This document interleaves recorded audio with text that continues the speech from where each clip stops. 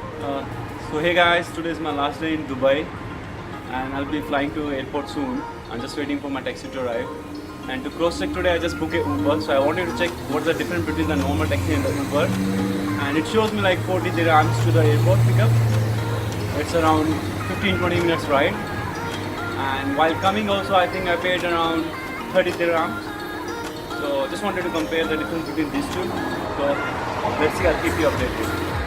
So guys, I'm back to airport and the Uber was right on the time, and with me right now I have Munir Bhai from Pakistan. So he'll be dropping me to the airport.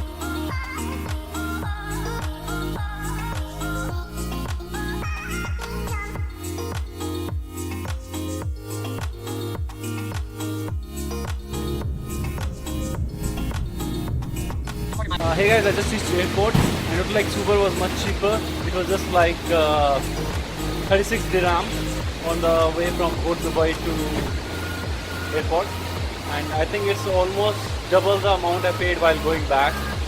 So I do suggest to try Uber once in Dubai. See you.